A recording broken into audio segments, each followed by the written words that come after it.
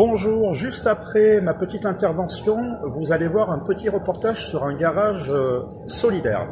Donc j'y ai travaillé entre 2018 et 2020, je faisais l'accueil et j'étais en charge de faire réaliser un audit financier pour faire évoluer cette association. J'y ai vu des points forts et des points faibles et je pense que ce genre d'initiative mériterait d'être un projet public municipal. À bientôt. Je fais partie effectivement des membres bénévoles d'une association collégiale qui permet effectivement de faire fonctionner ce qu'on appelle un garage solidaire, donc dans le sud de l'Ardèche.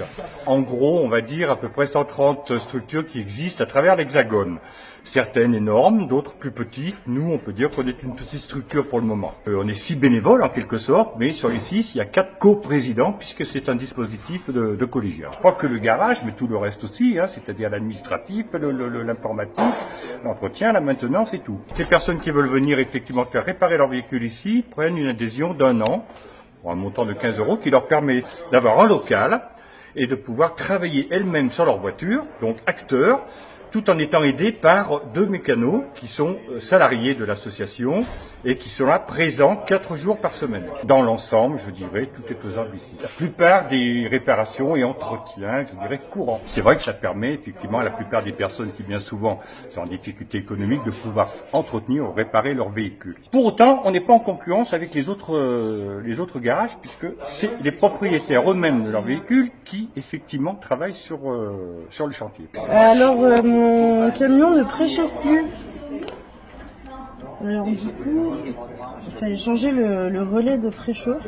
Après avoir changé les bougies, il n'y avait plus qu'une bougie sur 4 qui fonctionnait.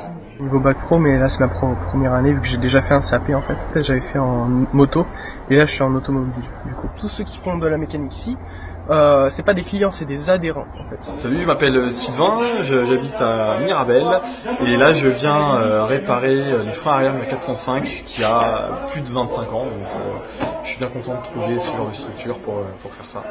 Et puis l'ambiance de travail, le côté aussi apport humain, aussi bien au niveau mécanique propre qu'au niveau humain en général. L'Ardèche, comme bien d'autres départements, effectivement, font partie de la ruralité, en quelque sorte. Le problème pour les personnes, bien souvent en situation économique, je dirais modeste et tout, qui ont malgré tout besoin d'un véhicule pour pouvoir se déplacer en Ardèche, c'est pas rien. Je dirais, dans les recoins de la France, en quelque sorte, où il y a beaucoup d'initiatives.